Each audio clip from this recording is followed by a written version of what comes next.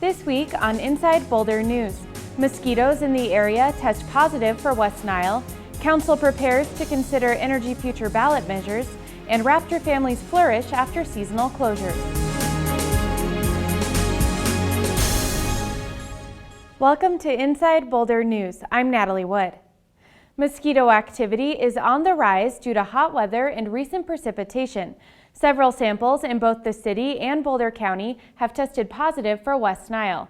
The city's mosquito control program is taking action to decrease the risk of people contracting the virus. It's on the surface? Right here? Yeah, with the siphon sticking up. There's a visible difference between nuisance mosquitoes and Culex mosquitoes, which transmit West Nile virus. It comes down to the siphon on the tail end of them. That is very noticeable right there, even in the field. If it's a Culex mosquito or a non-Culex mosquito, a nuisance mosquito, by the length and the width of the tail there, the siphon. The city's mosquito control program works to identify mosquitoes that carry the virus and then treat them on the spot. Anytime we find any Culex larvae, we do a treatment of the site right there. With the product we use, it's called BTI. It's a natural bacteria from soil that is very specific to mosquito larvae, black fly larvae. It's practically non-toxic to fish, mammals, birds, everything else. The program works hard to decrease the risk of people contracting West Nile while also protecting Boulder's wetlands and open space areas. We are doing some things habitat-wise to improve both the ecological health of the habitat but make them less likely to harbor mosquitoes. Some of our restoration work in some areas is proving to be really effective at reducing mosquitoes.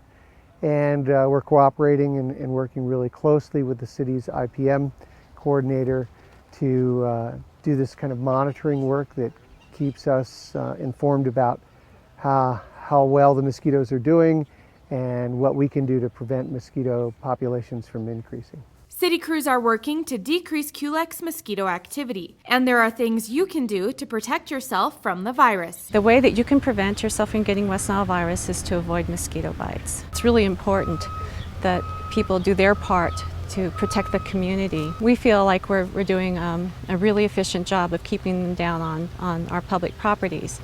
What we need to happen to protect all of us is for people to inspect their properties and look for anything that can hold water. There are several things you can do to protect yourself from mosquitoes.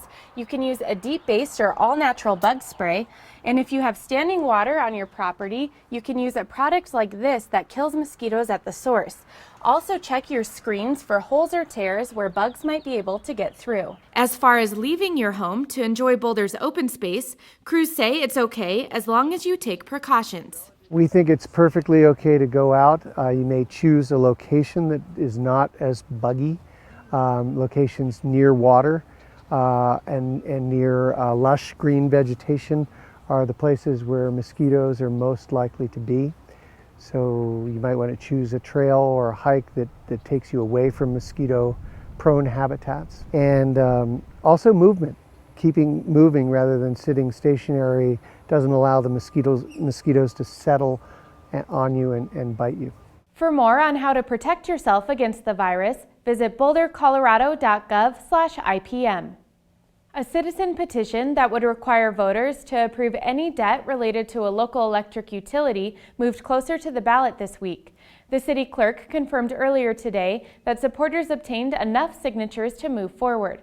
By law, council must assign a title to the ballot item at its next meeting, which is July 23rd, but elected officials are not expected to finalize this item until August 20th. We look at whether or not they are registered at a different address, if we can't read it, if they're registered out of the district.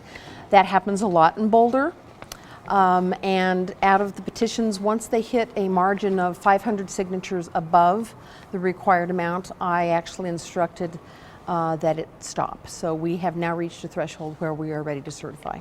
Our job is to provide opportunity for observing the process and having access to information, and then it's all up to the community.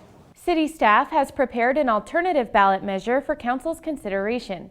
Council will discuss the proposal for the first time at a special meeting July 24th. If approved, both measures would be presented to voters in November. Earlier this year, we've been taking a closer look at the temporary raptor closures placed by OSMP. The goal of the annual restrictions is to study, protect, and grow birds of prey populations here in Boulder. The program has been a big success in building healthy raptor families and community relationships. In this final installment, you'll see the positive results fledged through patient cooperation. It is really a neat thing to be up in this vertical environment and to see these birds fly by. You may be climbing next to a crag that's closed and you're in an open area, and you can really get a bird's eye view of these incredible raptors. Of course, I spend a lot of time using binoculars and spotting scopes, but it kind of doesn't compare to sharing their environment. So I've been climbing for about 15 years. It's an amazing resource to have in your backyard.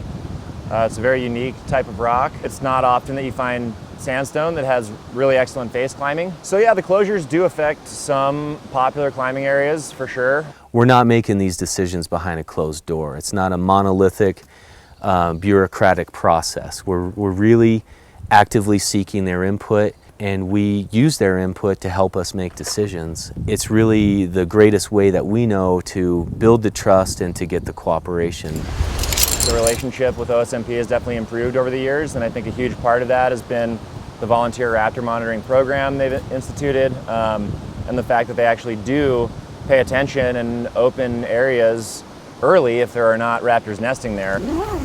Well, you could wake up. We have a lot of average to probably slightly above average productivity at our nest sites this year. With prairie falcons here, only having 2 potential fledges is a little bit off their mark, but 2 is still great and still within their normal range. Very typical behavior for this stage in their development. They're probably about 30 to 33 days old. They're fully feathered. What we see at this stage is they'll flap their wings very rapidly.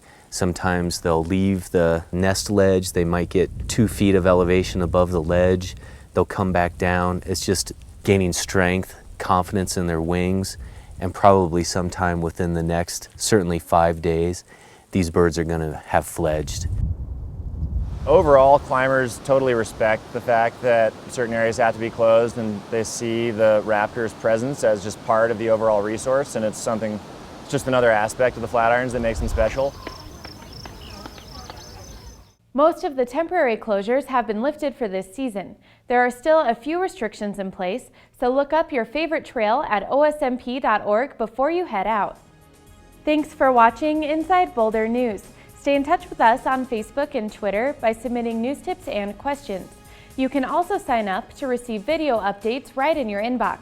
Just go to boulderchannel8.com and click on subscribe.